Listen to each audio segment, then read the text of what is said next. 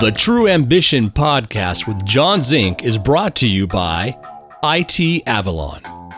IT Avalon, IT staffing and professional services done right. Visit our sponsor at itavalon.com. Now, welcome to True Ambition.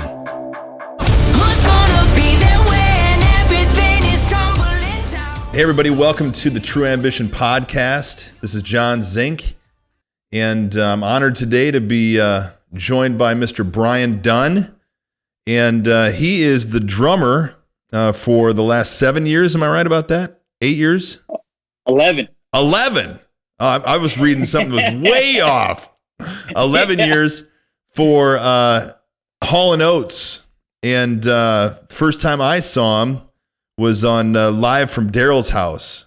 And not only does he do that, but he also has a recording facility in his house and does a bunch of recording for musicians, TV, movies, all of the above, right? Yeah. That's cool. Yep. He's born and raised in Long Island, New York, and still lives there. I do, yes. How far away from where you grew up do you live?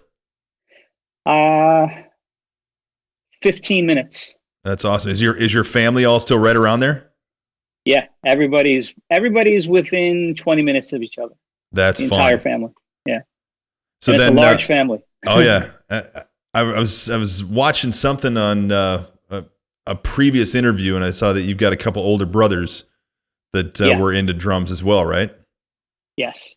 Cool. Yep. Well, we'll talk about that in a few minutes. You've got a wife, and her name is it Fabiana? Yes. And son is Brady, and he's 12 years old. Yep. Is he into the drums?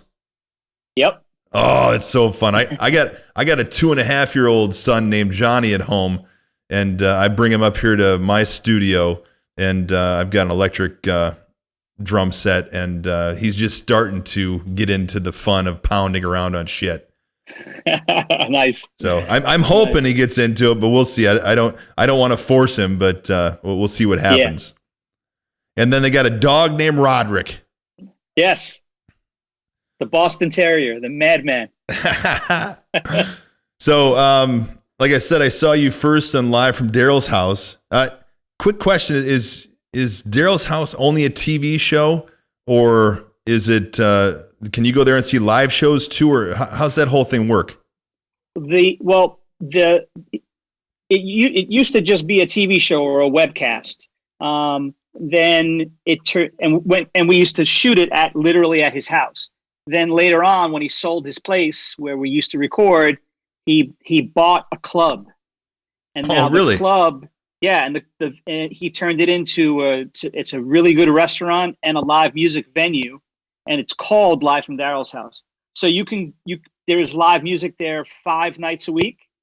But when we do our thing, there's no audience. But the other days of the week, it's open to the public.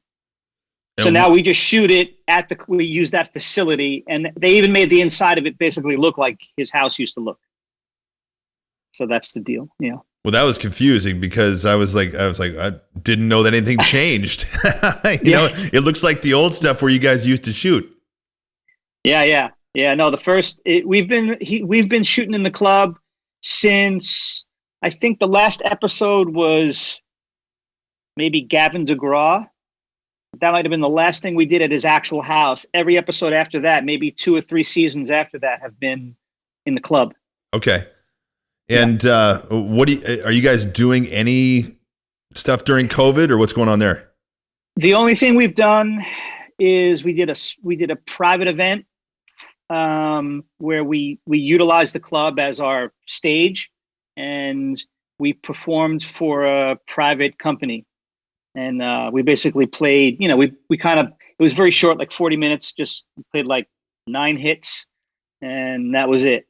And we literally Daryl was like looking at an iPad in front of us, and we could see everybody's face up on the screen, so he can talk to them in between songs. Yeah. And so that's it. That's been the only time I've played my drums outside of my house since last February 28th when we played Madison Square Garden. That's the last time I played the drums outside the house. So you go from Madison Square Garden to the basement. Yeah. Yeah. It's so Ed Bauman, the guy that does all of the technical stuff for this, he's also my keyboard player in my band. And we did one live stream on Facebook since COVID, and it's the weirdest thing ever. It's like, playing in front of a crowd and getting all the energy off the crowd, and then playing a song and getting done and hearing crickets, and talking to the people that are on the live stream, and they're all typing stuff to you, and you have to look at the messages. It's just weird. It's so informal and inhuman, really. It's just like you get so used to the energy from the crowd. It's got to be just one of the weirdest things we've ever done. We haven't done it since because it was so strange. Yep. Yeah. So I love your facial expressions when you're playing. It's great, dude. It's like, I'm kind of the way. So when I was playing from the time I was a kid, I always get this thing with my tongue and my lip and just like concentrating on when I'm playing. And I always look and I always see that look on your face and just like you're into it. I love that shit. Thank you. Oftentimes during that show, where it's really seat of the pants, man. It's not. There's no rehearsals. There's no prep. It's just individual homework that we all do. But so you guys are players. When you play a song, if there's a live version of a song, the form will be changed then versus the recorded version, and so on. And oftentimes we're just given if we're doing like a song for I don't know, an Aaron Neville song. When Aaron came, we would learn that I was given the original recording of a tune. Sometimes you luck out and they do it pretty much after even 40 years later, they do it the same way as the original recording. But oftentimes there at that point there is some sort of live version, and we learn that. That's what we learn on the spot. And we basically just talk it through, and then we play. And anything short of an absolute train wreck, we're basically told, do not stop.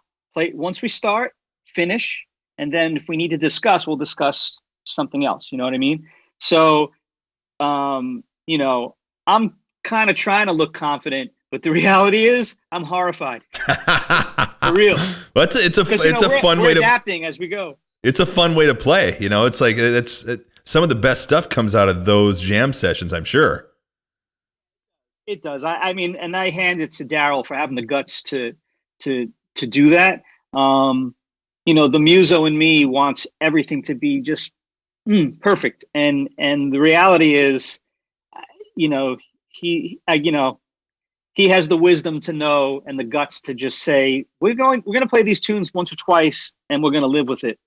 And in doing so, he's showing that he has a lot of confidence in us as a band too. That he's well. I mean, it's the same thing with touring with Hall & Oates too. Those guys they like the excitement of being in the moment. So there's no rehearsals before we go out. We won't see each other for weeks and weeks and weeks, and then we'll go out and play, do a TV show. There's no rehearsal. There's zero. It's like, what do we got to relearn this song for? We know what we're doing. That is so cool. Yeah. But it's a little scary at times. I'm not going to lie, but it's. Well, I was watching just last week or 2 weeks ago. I was watching Tommy Shaw's episode, and you guys were playing Renegade, and it was a little bit slower and a little bit groovier than the original version, and it sounded freaking awesome. I mean, all the harmonies and everything. And he talked about it afterwards. He goes, "Yeah, I've never played it ever like that before." And he goes, "I really dug it. It was really cool." And the amount of talent that's in that room is pretty amazing because you guys are all just on top of your shit. It's great.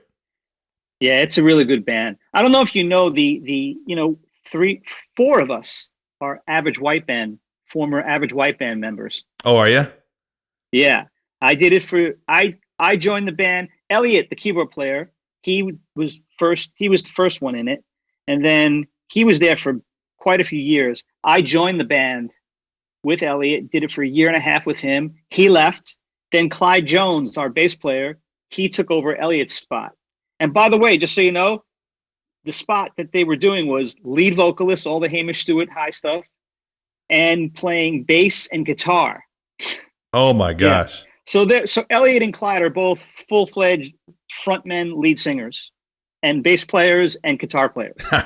And then I did the gig for maybe 4.5 years with Clyde, and then I left. And then Clyde remained there for more years. And Porter, our percussionist, technically joined the band, wound up never doing a gig with them, but he was the first drummer that was asked to join that band after Steve Ferroni left the band many years ago. So who was the first one to get with Daryl and Hall & Oates? I mean, because usually that's the way it works, right? It's like one person gets in and like, hey, I know this guy, and then all of a sudden. Yeah. I think, that's a good question, because I know that Elliot was definitely the first person out of any of us to be in Hall & Oates, for sure. Having said that, Clyde, before I knew Clyde, before any of us knew Clyde knew T-Bone, the bass player, the old MD. Yep. And he, when Clyde was very young, when he moved to New York, he would occasionally sub here and there for T-Bone on bass. Okay. And he would also, they used to use Clyde as a background singer on Daryl's solo projects. So Clyde's been sort of part of the family for a long time, but he was never actually a member of the band. So Elliot's there the longest, then actually me, and then Clyde, and then Porter and Shane. So that's the order. That's cool. So Elliot's the first guy, yeah. So what, back in the day, what got you into music? The earliest stuff I can remember is my brothers being teenagers listening to, the two big ones were Ronnie Montrose. Oh yeah. When Sammy Hagar was singing, and Bad Company, and Zep. Those three, and that's the kind of stuff that was being played in my house. And I can also remember my sisters were big Earth, Wind & Fire fans, and stuff changed really quickly around my house because my brothers, they got serious about music early on. So whatever they were into. Also playing drums, or what were they playing? Yeah. My brother John was playing guitar, and my oldest brother Kevin was playing drums. And so there was always band rehearsals going on in the basement. So I was just around it a lot. And but I was on the receiving end of, like, when they got into something, they really got into it. So, and they were into whatever they were into, I just followed. Like, my brother got into Shaka Khan. I was like, okay, I don't know who that is, but sure, I'll listen to it. Or Stevie Wonder, whatever it was, I just followed suit, not knowing any better. So do they still play? They don't play. They don't play. My brother Kevin played for a pretty long time, but he's pretty much out of it now. He wound up becoming a school teacher, a music teacher. Okay. And now he's retired. And he turned his creative juices into becoming a woodworker. Oh, really? Which he's unbelievable at too. So it's pretty cool. But yeah, him and my brother John became a drummer. By the time he was maybe in his late teens, he changed over to drums, and he did it for I don't know how many years. But at a certain point, real life came about. Like they both needed to be making money, and they didn't pursue it. They didn't pursue it the same way I did. So I don't know. I'm not sure. I mean, the love of music is there, but it didn't happen for them. Well, do you play any other instruments? Nope. Yeah, just like me. I pick up guitars, or I go over to a keyboard, and I am lost. My brain doesn't work that way. I know. It's like I can get all four appendages to do different things, but to sit down and play a chord, forget about it. Yeah. Your parents had to be pretty freaking cool. You got all you guys making a bunch of noise and stuff. Tell me a little bit about growing up with your parents. My parents are like the most, I shouldn't say typical. Let me put it this way. My dad's parents were born in Ireland. My mom's parents were born in Italy. They came to Brooklyn. They're every stereotype in the book. They had 7 kids, and my dad is a New York City firefighter. Oh, that's awesome. So it's like, oh, they check every one of those boxes. But having said that, they were super cool, man. Super supportive, strict compared to my friends. I'm the youngest of 7, so my parents were the age actually of most of my friends' grandparents. You know what I'm saying? Like my sister is 15 years older than me. Okay. So my parents were old for my age. And they kept a lot of their sort of old school, their ways. They were set in their ways, but even having said that, they were always open. And I know that they evolved in terms of how strict they were, because I know my sister tells me, you have no idea how lucky you are right now being the youngest. So yeah. So yeah, no, but they were great. They were just super supportive. I love it. The older siblings are always like, you have no clue. They took out all of their angst on us, and you got to do everything you wanted to. Yeah. But I'll tell you what, they were. I have to say, like, even for me, when I left high school, I was going to go to college. It was just understood, right? Yeah. And, but I could have gone to Berkeley, or, there was colleges that I had an opportunity to go to and play. And I knew that my parents, they were dying on the inside, like, just get an ed degree. Who knows what's going to happen in a couple of years from now? At least you have it. And if you can still do this other stuff you want to do, but like, you should really get the ed degree. But they never like, they weren't like this. They didn't forbid me. And so I did it. I sort of, I acquiesced to what I knew they really wanted. And I was just on a mission at that point. I'm like, okay, I'm going to do what they want. I'm going to get a music ed degree. And in 4 years, I'm going to be done. And I'm never going to use it. I'm playing. That's it. My mind was made up, and I did it. And I'm still happy that I did it, Yeah. But that was more for them than it was for me. Cause if it were up to me more, I would have just, I would have taken the path of doing the music school thing. Well, it all worked out. It's like, it all totally worked out. To do. And who knows, if you wouldn't have went and done that, you might not be in the position you are today. Yep. It's like I talked with Josh Kelly. He's a country singer, and we were talking about all the different things that he calls it. All the different angels had to line up in a certain way for him to end up where he's at today, and it's so true for everybody. It's like you can take a right turn at the wrong time, and all of a sudden you are in the wrong place at the wrong time.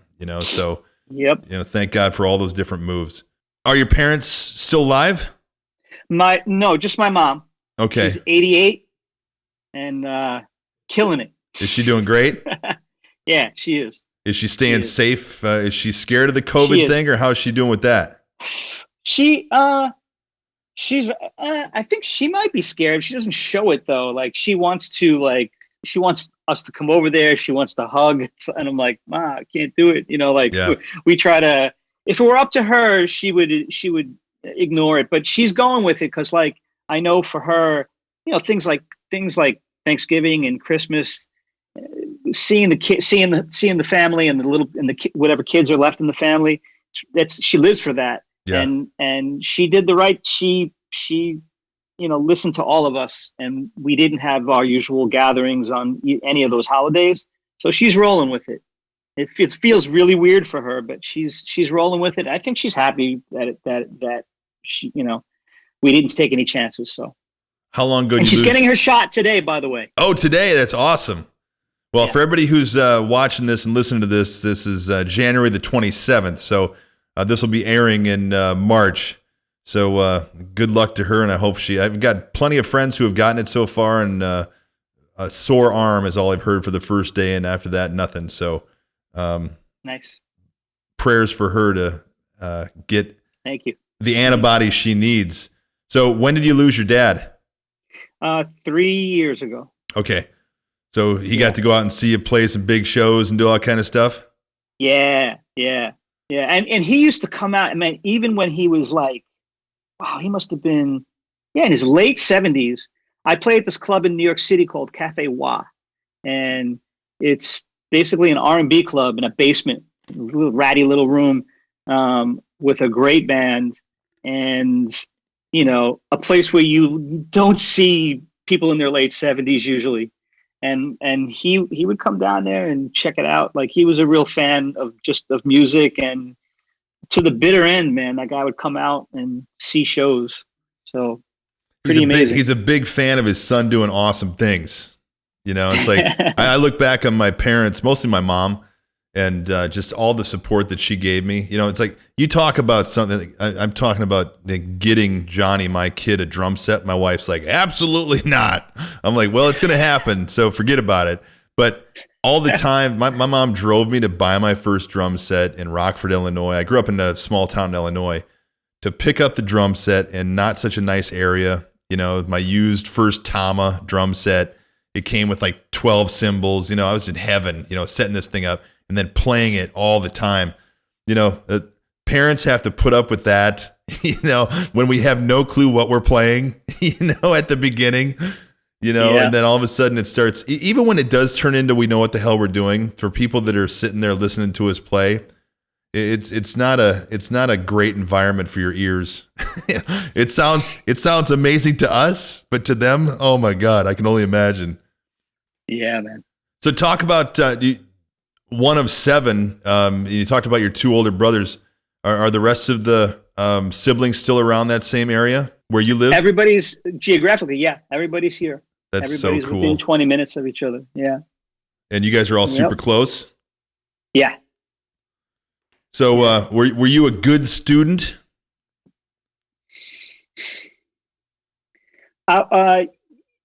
Kinda. I was a good navigator. Like, I did well. I got good grades.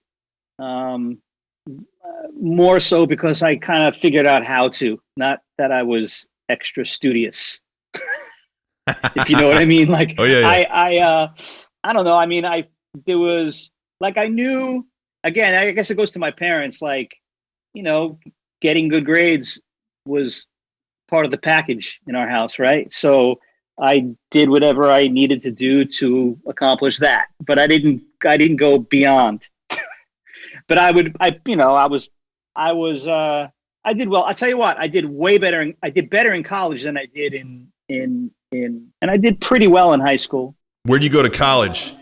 I went to a community college on Long Island, Nassau Community College, for 2 years. And then I went to Long Island University and got a bachelor's in music education. Oh, so you're studying music. So I mean, it's like for me, I was a terrible student. It's just like when it came to music and choir and all the things that I was interested in, A's across the board. But other things I wasn't interested in, I was just like I could barely have enough time for it. I was thinking about other things. That once I got into later education, things that I was interested in, good to go. But it's like when you're actually studying and interested in something in school, I think it's an ease. Yeah. Do you remember your first paying gig? And how old were you? I think the first paying gig for me was I joined a wedding band when I was 14. And my father used to drive me on the weekend to the gigs. That's when it started, playing in a wedding band. And I think 14, 14. Because I was pretty young for my grade, so I was 16 at the beginning of my senior year of high school. Okay. And I was definitely gigging in 10th grade. So I was 14. Yeah. That's when it started. So how much were you making for a wedding gig? Man, the money was amazing. Wedding gigs in New York it's like the bread and butter of most musicians. So at the time, probably a Saturday wedding, 4 hours. It was probably $250 at the time. Oh yeah, 14 years old, you're killing it. Yeah, yeah. I mean, and I wound up, and in those days, wedding bands. There's so many wedding bands now. In those days, if you were even in a halfway decent wedding band, you did 100. You did at least 100 gigs a year, and that was only on the weekend, right? So, by the time college started, within 3 years of that time, I was making probably $350 a gig, and I was doing basically two of them every weekend. And I had nothing else to do all week. Yeah. So going to school, like I wasn't rich, but like I was making money. Like I was making more money than most kids that had a job and going to school. You know what I mean? Exactly. So it was really, really good. Oh, I love it. It brings back a memory when I was, it was my senior prom. I ended up going and playing in a band instead of going to my senior prom. And then I went to the post prom afterwards. So it was amazing, you know? So I Awesome. went and I remember I was playing at this place in Savannah, Illinois called Canavan's Pub. And literally I am 17, 18 years old, whatever it was. Everybody else I'm playing with, it's a jazz polka waltz band type thing, right? And everybody else I'm playing in is 60, 70 years old. They had this trumpet player, and he looked just like Doc Severinsen, and he played like Doc Severinsen too. It was so much fun. I'm sitting back there in the back, and I'm drinking a beer. I'm like, this is amazing. Didn't have to rent a tux, And I went to the post prom afterwards and had fun with everybody else. It was a win-win situation all the way around. Nice. I got to say, for me, there were many weekends where I was hating that I was doing it, because it was a lot of times Friday night and Saturday night, I couldn't hang out with my friends. And when you're 17, it's like, I'm going to work. Like, right. You're what? What do you mean you're going to work? So at times it was a bit of a drag. And also, to be honest, I actually wasn't really serious about this really until I got to college. So like I was playing very young, and I was playing pretty sophisticated music. I mean, I was playing to the Rush Hemispheres record. I was learning the song "The Trees" when I was in 6th grade, and so you would think wow, he must have been really into it. I wasn't. I was like, yeah, I hear it, and I would just play along, and I felt like certain things kind of came a little easy, and I always played snare drum, repertoire for like this thing called NISMA, where you prepare a snare drum piece and you get graded by an adjudicator. And I sort of played the game throughout school, but I wasn't really like, I didn't know really what good was. I knew that I was good for like where I was from, but I didn't really know, like, I didn't realize how many aliens there are out there that can really do it. You know what I mean? So it wasn't until basically like halfway through my senior year of high school that I even really start to say, you know what? I need to actually I have to practice. Yeah. And that's when I got crazy about practicing, like spending ridiculous amounts of time. So how many hours a day would you practice? I mean, there was a time period where it started like the summer after high school, before my first semester of college. And mostly because it was the summer. I would basically, I don't know, it was definitely 8 to 10 hours a day, because I would basically get up, eat breakfast, practice until lunch, practice till dinner, practice till 9:00 at night. Like that was the cutoff point in our house. Like nothing after 9. You can do anything you want. You can just stand down there and slam a snare drum nonstop, and no one's going to say a word ever. 9:00, that's when my parents just made the cutoff for the neighbors' sake. So no one bombed our house.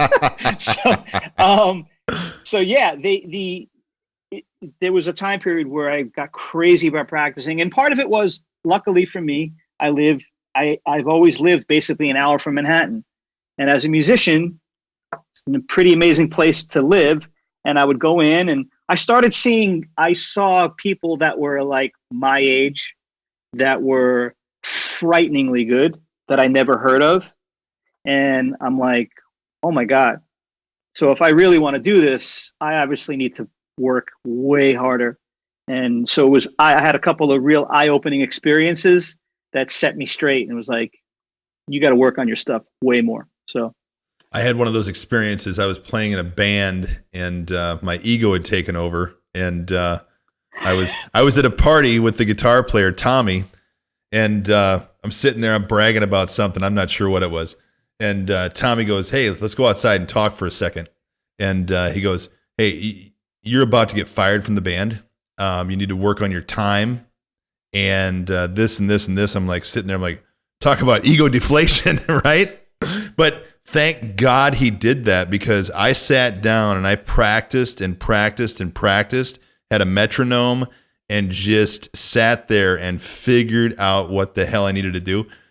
And within about 6 months, I became just so much of a better musician and drummer and a better bandmate, for these guys who had given me a chance, because I didn't grow up where you grew up. I grew up in a small little ass town in Northwest Illinois. And for me to be in this band was just like, it was my ticket out, So for me to treat it like it was nothing special was just stupid on my part. And thank God for Tommy stepping up and going, "Hey, you're about to get fired." Because it really changed my life, and it led me to the rest of my life after that. Talking about those angels that have to line up. Tommy was one of those angels that was like the angel of darkness that day that said, "You're about to get fired, dickhead." Uh-oh. That's funny. Now, do you read music? Yes. And so is it just drum tabs, or do you read everything? So when you say you read music, when I went to college, I played all the mallet instruments, marimba, and I played timpani. Basically through college, it was only classical percussion for me. Okay. And I had to take lessons on all the instruments in instrumental band, because I guess technically I'm certified to teach K through 12 instrumental band, which is all the instruments. Okay. So I had to take clarinet lessons, flute lessons, so yes, I can read melody, and I have a very, very minuscule, right now it's probably all gone, but when I was in college, I had to take keyboard harmony, so I understood how chords work to a certain degree. We would learn Bach harmony, so I never learned about jazz harmony, and they call chords different names than with Bach harmony. It's all the same stuff, but they have different ways of, the lingo is different. Okay.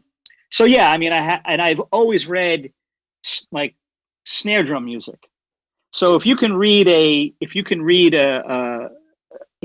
pretty high level classical snare drum solo, for instance, there's nothing that you're going to see in a drum chart that's going to be more difficult than that. Where it's going to be more difficult to play the drum chart is with drum charts, usually the beat you play, that's not what's there. What's there is usually an outline of the form of the song, and there may be like some hits that the trumpet player is going to play. So it's your job as the drummer to see that come in, play a fill to set up that figure, and play that figure with them, for instance. Okay. So in that case, you got to be able to read that specific rhythm. But usually drum charts for set are very sparse. There's not a lot of ink on the page. So I came from playing rudimental and classical snare drum from when I was very young. So my reading was I became a better player, but literally my reading ability was, by the time I was in 6th or 7th grade, I was reading the same stuff when I was in college. Wow, that's amazing. My brother just hit me with stuff when I was really young, and I was doing some of the same stuff with my teacher in college that my brother was doing with me when I was in 6th grade. Only it was in college, the guy was going to be way more demanding on how I was articulating and playing, but same stuff. So I wasn't learning anything new. We said it before, you have a recording studio in your house. Yeah. So when you get something sent to you, do you use Pro Tools, or what do you use? I use Pro Tools. So do you just get the Pro Tools file sent to you with some kind of a chart, or does someone talk to you about what they're looking for? How does that whole thing go down? 90% of the time, it's just I want to talk to the person about what they're looking for. Some people send charts, and I tend to not use them because I spend a lot of time on everything I do. I'm never in a rush to just get it done. I mean, if you have a chart and it's written well, you can get through a song that you don't even know, and you might even be able to get a good enough pass. But I like to play something a bunch of times. And so even with the chart, through osmosis, I start learning it anyway. So I'm at the point now where unless it's like some crazy thing and I don't have a lot of time, I like to just use my ears.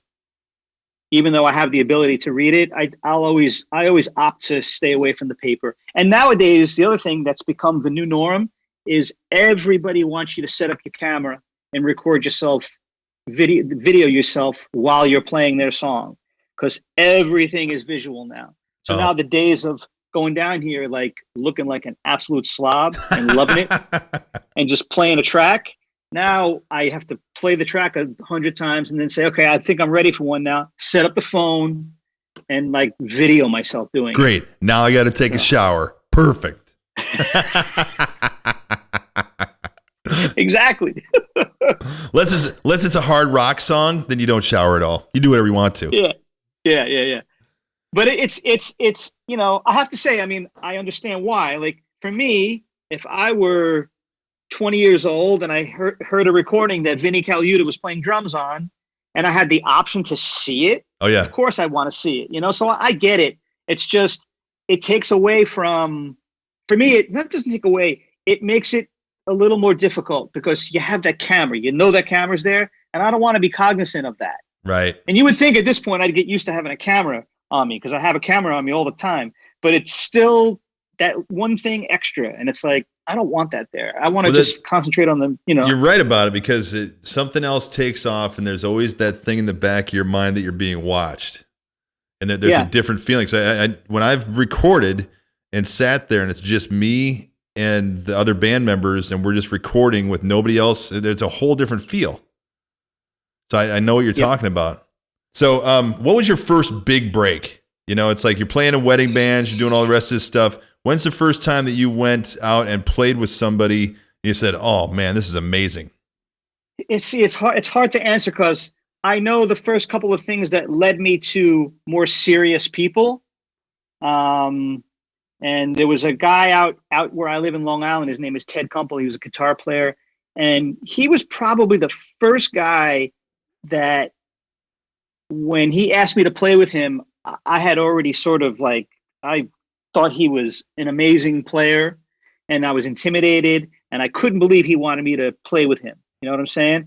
And I knew that this guy, Tony Shear, played bass in his band and Andy Middleton. These are the guys that I was like following. If you were a musician in the know in the New York area in the late 80s, these guys were like, the baddest, right? Or some of the baddest.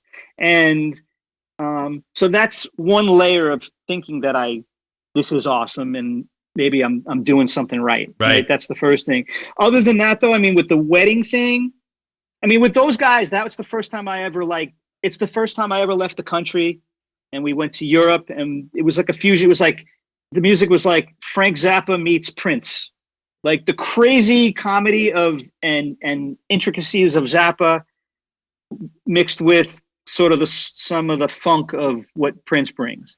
So it was musically, it was amazing stuff. And for me, it was one of the best learning experiences because I was easily the weakest link.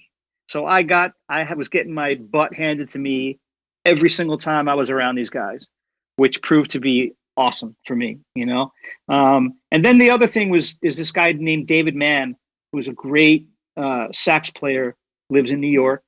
He used to play with Tower of Power. And he plays with everybody. It's crazy.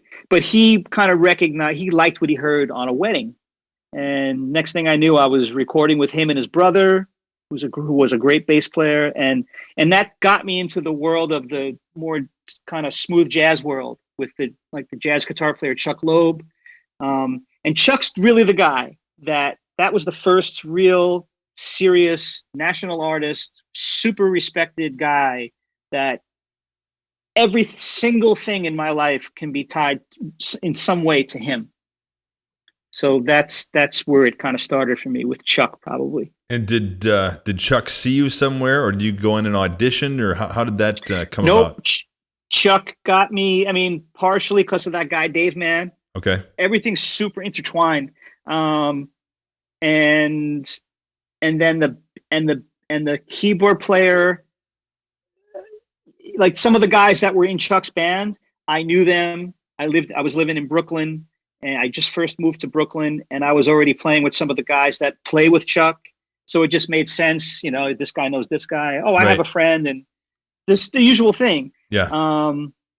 But Chuck is a guy that carries weight. You know, Chuck played with Michael and Randy Brecker all the time, for instance. Yeah. Right. So, and he was in the band Steps Ahead. He was the guitar player for the band Steps Ahead with Michael Brecker. So, yeah, he was a real heavy. You know, so for someone who was 22 at the time, it was a huge deal for me. Oh yeah. You know, it is huge. It's like all of a sudden, all of this hard work starts to pay off, and you go from not really, like when you were younger, not really caring about it so much or not really concentrating on it so much, to all of a sudden working your ass off, and then you arrive to get to go out and do these amazing things. And that's what it comes down to. And that's a big thing about the True Ambition podcast, is digging in to see what steps and what kind of hard work, and it always comes down to hard work, that people had to do. And it always comes back to busting your ass. Nothing's for free. Go out there and do it. And then all of a sudden, oh, luck happened. No, luck didn't happen. Hard work happened. And then good luck takes over, and you're able to go out and, you know, play with, you know, musicians, you know, and get out there and do what you want to do because you deserve it. So, who's your favorite drummer? Oh, it's a big question. I know. I don't have one, man. Because for me, when you cross genres, it's really hard. Who's your favorite jazz drummer? I would have to say Tony Williams. Okay, yeah. I hate even picking one, but if I have to, probably Tony. Favorite rock drummer? Bonham. Oh yeah. Yeah, me too. Bonham. I mean, I'm a huge Tool fan. Danny Carey just blows my mind with some of the stuff he does. But I mean, everybody comes back to Bonham. I mean, it's just there's still stuff that I sit down and try to figure out. I just can't do it. You know, it's ridiculous some of the things he did with one foot. Sure. You're endorsed by Vic Firth. I know that for sure. I saw that. Who else are you endorsed by? Evans Drumheads, Sabian Cymbals, and DW Drums. What size sticks do you usually use? They're called AJ1. It's basically it's like a 5B, but at the top of the stick, it's very tapered, so it's not as heavy at the tip, and the tip is a little smaller. So it's kind of the girth and weight of a 5B, but it's very kind of light and pretty sounding for cymbals at the top end. Nylon tips? They're tips wood or tip? wood? Wood tip? Wood. And they're super rigid. There's zero elasticity or bend in them, which I love because I play with a lot of, I need rebound. So and for me too, the with recording, they help me big time. And I want to mention something. I just got an endorsement with Biodynamic Microphones. Oh, cool. Which has been amazing for my studio, and they've been super cool to me. And just to let you know, speaking of John Bonham, the Biodynamic M160 ribbon mic, those are the two microphones used for when the levee breaks. Oh. They're the mics they hung over his kit in the stairwell when he recorded that song.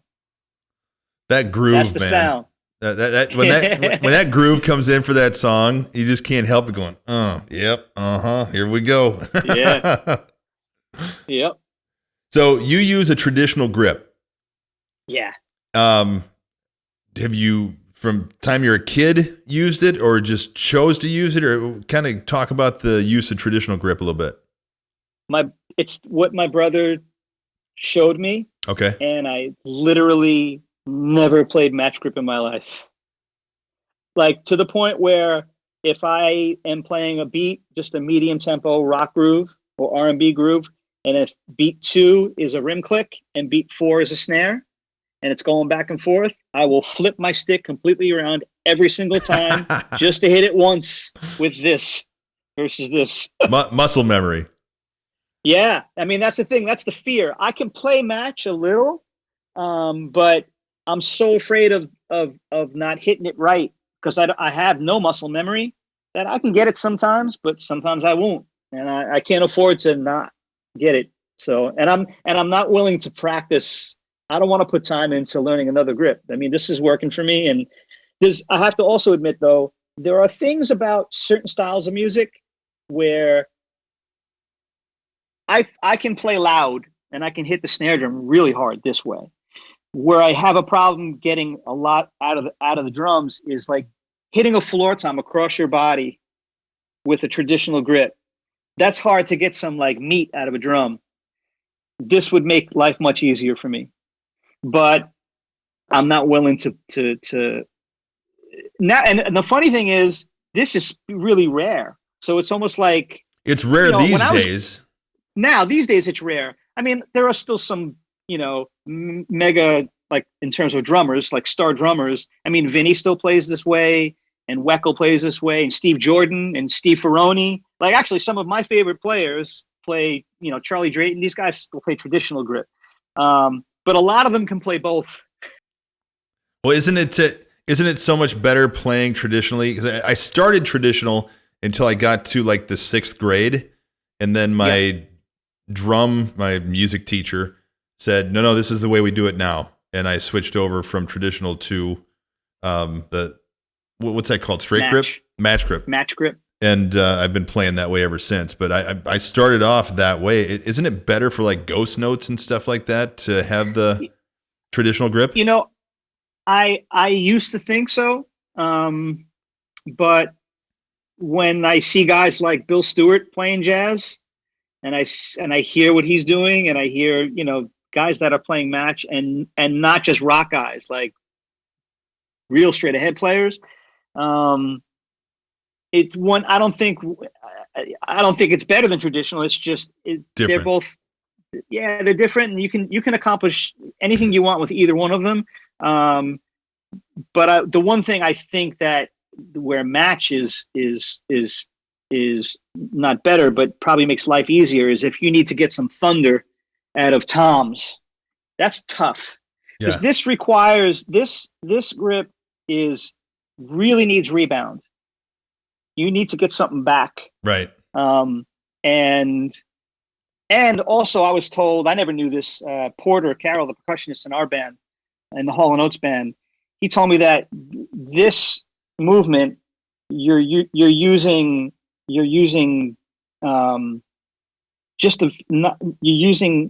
I don't remember how it goes. You're either using just a handful of muscles, and this way you're using a ton of muscles, or the opposite. I'm not sure which it is, but this movement is, it like you said, it lends itself to touch. Sticks bouncing around. You can play kind of delicate. Some people that play match, as soon as you ask them to play some jazz, if they can play this way, they'll always opt for it because you feel like you're playing more jazzy when you do this somehow. Yeah. Right?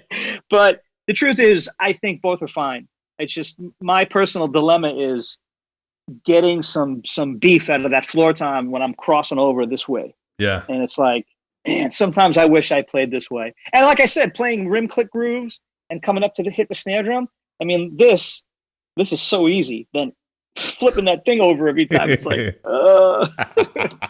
but I have other things to work on. So I mean, I'm still practicing. So I'm still trying to keep my level up, because the younger generation, what they're doing on this instrument is insane. Well, it's pretty amazing. The technology now with YouTube and everything else, there's so many different places. There's some of the stuff that I wish I could have seen back in the day, just so I could figure out, like playing the opening or the drums for the Rosanna by Toto, just like that The Bo Diddley beat going along with the weird ghost notes and everything that he was doing. I just couldn't figure it out. And then I watch it. I'm like, oh, that's what he's doing. But today you can watch it, and then all of a sudden you can figure it out, and then you can build that muscle memory by figuring out how to do something. And now they do it like half time, so you can really figure it out. It's really, I can only imagine where the technology and the things are going to go in the future, like you said, with what the kids are given today to learn the instruments. It's amazing. The one thing I'll say is, physically speaking, technically speaking, our instrument, meaning the drums, it's still growing at like an alarming rate, because there are things that guys are doing and girls are doing that 10 years ago would be unimaginable. Like it would be a gag. It'd be like trickery or something. Wizardry. What is this wizardry?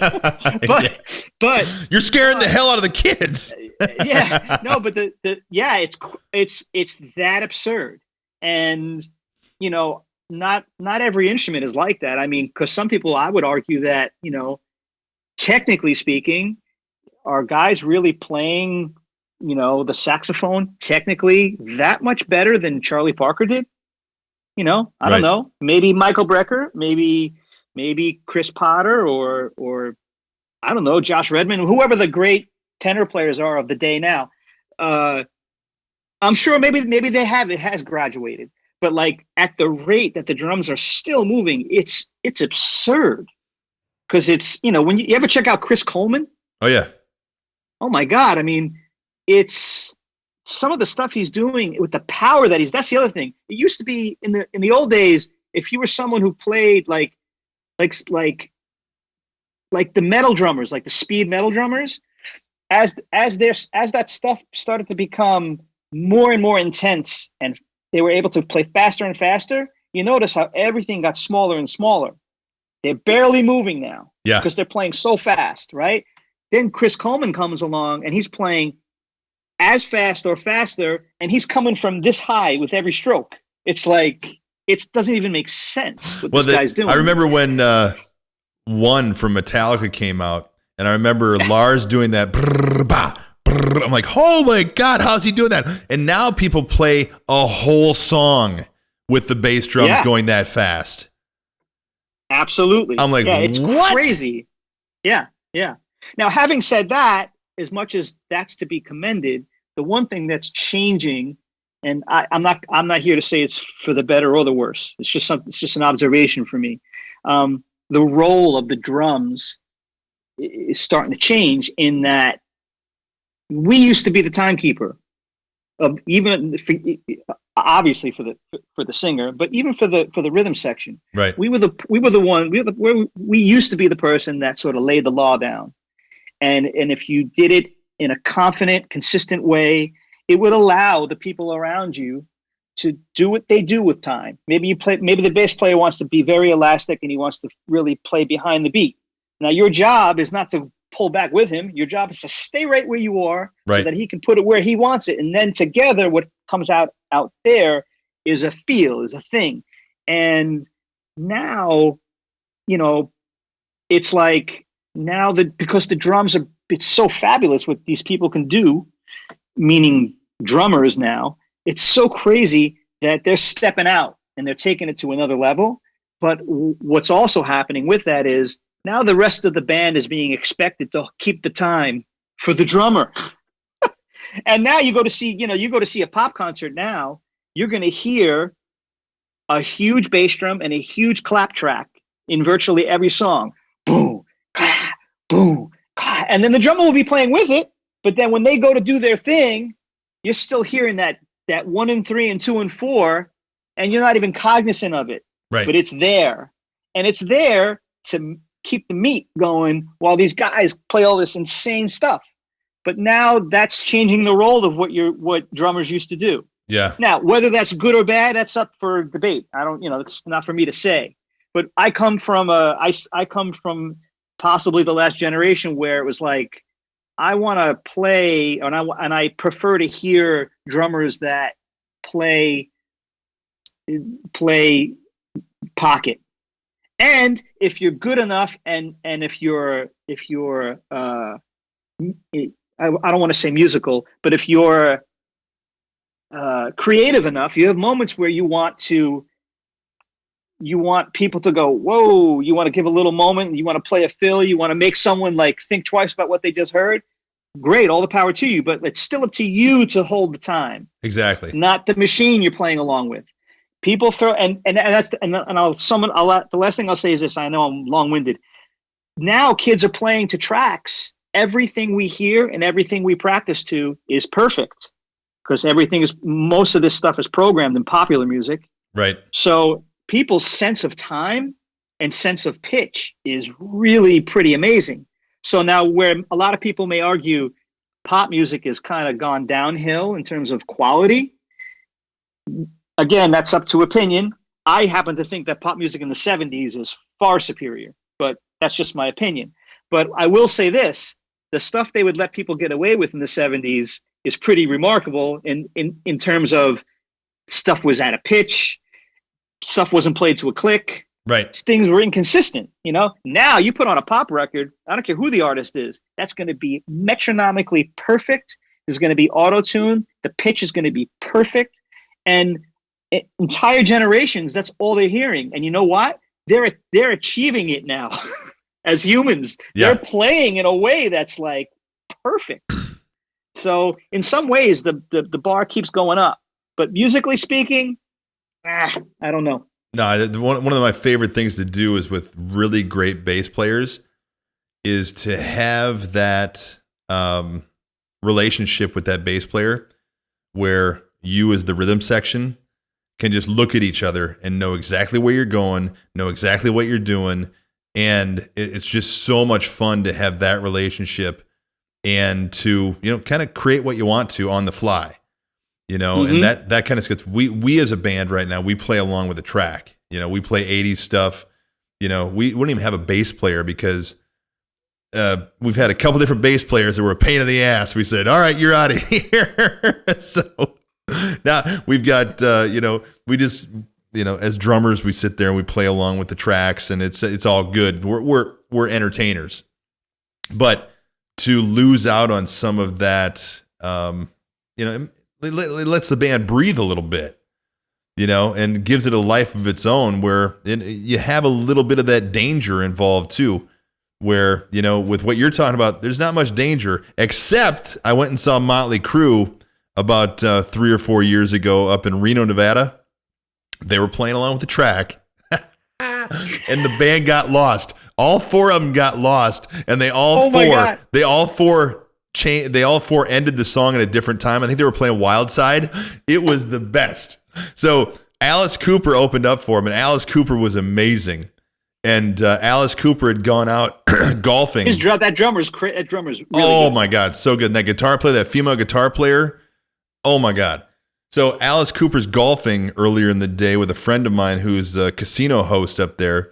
And Alice said, those four guys in Motley Crue absolutely hate each other.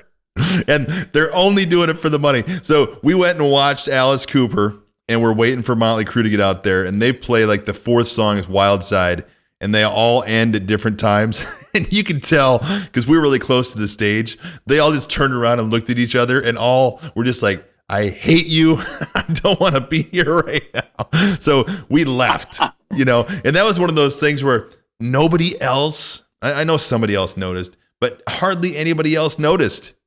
It was just like they were there for the party. They didn't care. But me as a musician, I was like, come on, guys, you're Motley Crue. You're supposed to be, in this for like the last 30 years. Get your shit together. But it's a story that I've got for the rest of my life that I saw Motley Crue fall apart. Nice. That's funny. So I got a couple more questions for you here. Now, speaking of kind of playing traditionally with a band, now do Daryl and John expect things to be played a certain way, or do they give you room to improvise? They totally give us room. Totally give us room. I mean, the truth is, our band, it's really a band of pros. I mean, and guys like John and Daryl wouldn't have it any other way. but they, the reality is, like, the people in this band, to a man, everybody there can play more technically demanding music if we were forced to, or given the opportunity, whatever. But everybody the song rules, and everybody's motto is the same in this band. You're playing this is the genre we're playing. This is the song you're playing. You play what the song needs, and then whatever individual flavor you want to add to that, while keeping the song number one. A lot of people say they do that, and they don't. Right. And this is a band made up of people that everybody does that in this band. You can go see this band, and you may think that guitar player is great, and you have no idea what else that dude is capable of. Right. And that's the mark of a real monster. You know what I'm saying? Yeah. So, and because John and Daryl recognize that, they don't really tell us anything. And if you play something different one night, it's more like turn around like, oh, cool. It's the opposite of a very tight, rigid system. It's the opposite. It's really great. We're super lucky. And I'll say one other thing about those guys. If a blunder happens, doesn't mean a thing. There's zero pressure. It's like, what happened? Like, someone made a mistake. Okay, well, it's history now. What are we even talking about? That's awesome. They're amazing. They're amazing.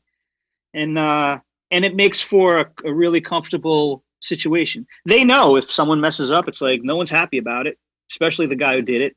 And, we've proven ourselves to be reliable. So now, they don't sweat it. And Daryl really is into being spontaneous. He really is, I mean, you know what? They both are. John is too. And John is like the consummate musician too. Like John's still practicing. Like these dudes are like, I don't look at them this way, but like, these are like rock stars, right? No, these guys are legends. Yes. Yeah. And, John doesn't need to ever do anything, right? But he's still in his room, just playing the guitar, just out of the love of music, listening to new people all the time. Just, he's still 100% in it and trying to get better. You know what I mean? So it's pretty awesome to see. Did you have one of the Daryl's House episodes that just stands out as like your favorite, like the one that you had the most fun? I got to give you just maybe two or three. Sure. That always come to my mind. Overall, as a show, and for me, the Joe Walsh show was really good. That was awesome. I thought there was something about him that I really dug. I just dug his aura. Everything was just, he was super bad. And I really thought that Grace Potter was great. And Gavin DeGraw was a good one for me. And then there was our version of No Can Do with CeeLo. Oh yeah. That was a good performance, especially that tune. And a lot of people are aware of that. Oh, yeah, it's so good. That turned out to be a nice thing for all of us too. So it turned out, I mean, we play the song live more like that than it used to ever be played with Hall & Oates. You know what I'm saying? Well, so CeeLo's episode was so good. I was just, all I knew about him was his couple songs. And then he gets, that whole episode was great. Yeah. And then, of course, the OJ. I can't leave out the OJs because, like, playing Money, Money, Money with the OJs as a drummer, like, what? Insane. Now, you turned me on to Michael Brecker and the Brecker brothers. And I talked to you a little bit before the podcast, and I went down such a wormhole yesterday. This guy, Michael Brecker, played on everything with everybody. You know, I looked into his Wikipedia. It's ridiculous. Yep. I mean, it's hundreds and hundreds and hundreds of songs. And, you know, that's only Wikipedia, so I'm sure there's more than that. But I went and watched this song, Some Skunk Funk, just blew my mind. I listened to like four different versions of it, all live, and it's just unbelievable. Yeah. How did you come across that stuff. Did you ever play with him? I did. I mean, I never played in his band, but we played. I did a week at the Blue Note with Chuck Loeb, and he was the guest soloist. So I got to do that with him, and I got to play on a record by a great jazz bass player named Mike Pope. He did his own solo record, and he hired Randy and Michael both to play on it. And I was in his band at that point when he hired those guys. And in terms of me discovering who the Brecker brothers are, that comes from my brothers. My brothers, they went from like listening to the Bad Company stuff to swiftly to the R&B world and all the great R&B music that was going on. And then they moved into the fusion stuff. And that's where we discovered Brecker. I mean, probably Steve Gadd is the real reason why I came to know who Brecker is, because my brother became a Steve Gadd fan. And when you become a Steve Gadd fan in the late 80s, it's like, okay, you just got to buy records that Steve's on. So that means if you're following Steve Gadd, that means you wind up figuring out who Al Jarreau is, who Steely Dan is, because he's the drummer on all this stuff, right? Yeah. And then you start to see the names, and you start to see the same names. Like, who's this tenor player? Michael Brecker. Oh, he's on this record too. He's on this record too.